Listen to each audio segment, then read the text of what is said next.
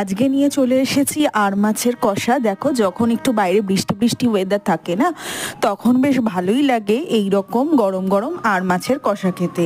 তো তারপরেও দেখা যাচ্ছে যখন আর মাছের মাথা লেজা অল্প কিছু ঘাড়ের মাছ পড়ে থাকে, তখন সেগুলো একটু ঝাল ঝাল করে কষা কষা করে বানালে আমার তো খুব খেতে ভালো লাগে। তো আজকে সেটাই বানিয়েছিলাম, তোমাদের সাথে শেয়ার করছি। দেখো, প্রথমে মাছগুলো একটু নুন হলুদ মেখে ভালো করে ভেজে নিয়েছি, একটু কড়া করেই ভাজলাম, কারণ মাছগুলো বেশ কিছুদিন হয়ে গেছিলো ফ্রিজে রয়েছে, আর করা হয়নি। মাছগুলো বেশ ভালো করে লাল লাল করে ভেজে নিয়ে তুলে নিয়ে কালো জিরে ফোড়ন দিয়ে ভালো করে পেঁয়াজগুলো ভেজে নিয়ে তারপরে আলুও অল্প করে দিয়েছিলাম। আলু দিলে আমার মনে হয় একটু মশলা কষাতে সুবিধা হয়। আর যেহেতু আজকে খুব বেশি মানে দুপুরের খাবার কিছু করা হবে না, তো সেক্ষেত্রে একটু আলু দিয়ে দিলাম, ভালো লাগবে। পেঁয়াজ আর আলুটা খুব ভালো করে ভেজে নিয়ে তারপরে সব রকমের মশলা দিয়ে রসুন দিয়ে দেবো। আদা দেওয়ার দরকার নেই, আমি তো আদা দিই না।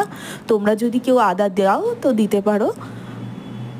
আর কিছুই না, ভালো করে কষিয়ে কষিয়ে এই রান্নাটা করে নিতে হবে। তোমরা দেখতে থাকো, আমি করতে থাকি।